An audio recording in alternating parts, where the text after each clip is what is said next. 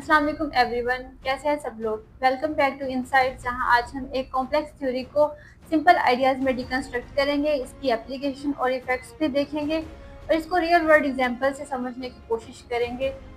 तो हम बात कर रहे हैं 20th सेंचुरी की एक बहुत फैसिनेटिंग और कंट्रोवर्शियल मूवमेंट के बारे में, जिसका नाम है पोस्ट स्ट्रक्चरलिज्म, इसे पोस्ट मॉडर्निज्म भी कहा जाता है, जो ये कहती है कि असल में दुनिया में कोई भी एक सच नहीं होता और किसी भी इंफॉर्मेशन का मीनिंग फिक्स्ड नहीं होता, बल्कि किसी भी इंफॉर्मेशन का मीनिंग फ्लेक्सिबल हो सकता है क्योंकि वो चेंज होता रहता है।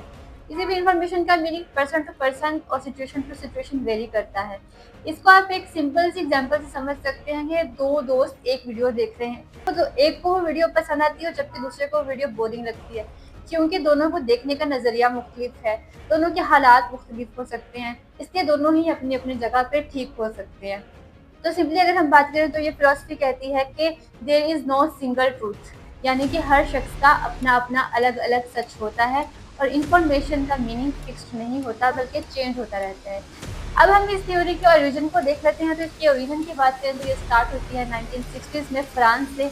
इसके प्रोपोनेंट्स में से फेमस नाम है माइकल फोकॉट, जैक्विस डेरिडा और रोलैंड बार्थेस के, जिन्होंने इस फिलॉसफी के 4 की आइडियाज को प्रेजेंट किया।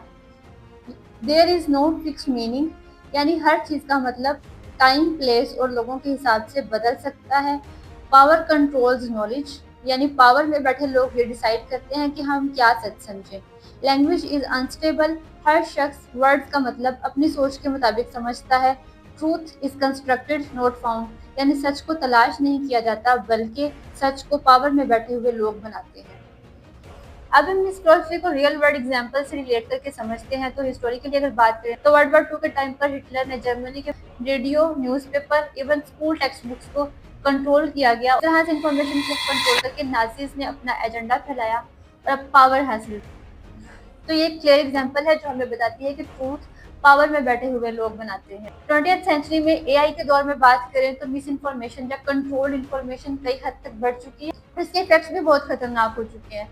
ब्रेक्सिट के टाइम पर बात करें तो मीडिया डिवाइडेड था। कुछ मीडिया एंटी ब्रेक्सिट खबरों को चला रहा और जबकि कुछ दूसरे media platforms pro Brexit news को प्रमोट कर रहे थे। पब्लिक ने जिस तरह के मीडिया सोर्स को फॉलो किया, उन्होंने उसको अपना सच बना लिया। अब इस इवेंट में एआई का रोल देखें तो द ऑक्सफोर्ड इंटरनेट इंस्टीट्यूट के अकॉर्डिंग ब्रेक्सिट के फेवर में 1/3 Twitter traffic AI generated. Brexit के बारे में अगर आपको नहीं पता तो ये 2020 में होने वाला एक ऐसा इवेंट था जिसकी वजह से यूके यूरोपियन यूनियन से अलग हो जाता है और उसके बाद पूरे यूरोप में इन्फ्लेशन और जॉबलेसनेस कई गुना तक बढ़ जाती है। तो इससे पता चलता है कंट्रोल्ड इन्फॉर्मेशन या मिस इन्फॉर्मेशन सोसाइटीज के दरमियान में या स्टेट्स के दरमियान में कोऑपरेशन को खत्म करवा सकती है और इसके कितने बुरे इफेक्ट्स किसी सोसाइटी पर हो सकते हैं। सोशल लेवल पर बात करें तो कंट्रोल्ड इन्फॉर्मेशन या मिस इन्फॉर्मेशन किसी सोसाइटी में डिसऑर्डर और chaos को फैला सकती है। किसी भी सोसाइटी का एक मेजर फैक्शन जो कि रिलीजियस, पॉलिटिकल और एथनिक भी हो सकता है, रूमर्स और झूठी खबरें फैलाकर माइनर ग्रुप की परसिक्यूशन कर सकता है और ह्यूमन राइट्स को वॉयलेट कर सकता है, जिसको हम क्लियरली देख सकते हैं एक्सट्रीमिज्म के बढ़ते हुए इवेंट्स में। साल के तौर पर अगर देखें तो पाकिस्तान की कुरम डिस्ट्रिक्ट में होने वाला पारा चनार इंसिडेंट, पारा चनार 2024 में होने वाला एक ऐसा इवेंट है जिसकी वजह से दो रिलीजियस फैक्शंस की आपस की लड़ाई की वजह से 54 ह्यूमन कैजुअलिटीज हुई, 84 इंजरीज हुई और फूड शॉर्टेज और मेडिसिनल सपोर्ट ना होने की वजह से 128 चाइल्ड डेथ्स हुई। इसके अलावा अगर बात करें तो मिस इन्फॉर्मेशन या कंट्रोल्ड इन्फॉर्मेशन इंट्रास्टेट कॉन्फ्लिक्ट्स को बढ़ा सकता है। किसी एक मुल्क की पॉलिटिकल एलिट मीडिया को इस्तेमाल करके दूसरे मुल्क के खिलाफ नफरत और हेट्रेड को प्रोपेगेट कर सकती है। इसकी वजह से हमें कॉन्फ्लिक्ट्स और इवन वॉर्स देखने को मिलती हैं। इसकी एग्जांपल आप इंडियन लॉबी अगेंस्ट पाकिस्तान की सूरत में देख सकते हैं। 2019 में डिसइंफो लैब, जो कि ब्रुसेल्स बेस्ड एक एनजीओ है, ने ये बात रिवील की कि इंडियन क्रॉनिकल्स पाकिस्तान के खिलाफ हेट्रेड फैला रहे हैं, जिससे पाकिस्तान की इंटरनेशनल रेपुटेशन को खतरा है। इसके अलावा इस एनजीओ ने यह भी एक्सपोज किया कि 65 कंट्रीज में 265 fake media platforms pro Indian और एंटी पाकिस्तान नैरेटिव फैला रहे हैं। इस न्यूज को अल जजीरा ने भी रिपोर्ट किया है। इसके अलावा इंडिया पाकिस्तान के खिलाफ साइकोलॉजिकल ऑपरेशंस और इंफॉर्मेशन वारफेयर जैसे टैक्टिक्स भी इस्तेमाल करता रहा। इसकी वजह से पाकिस्तान की इंटरनेशनल इमेज को खतरा है।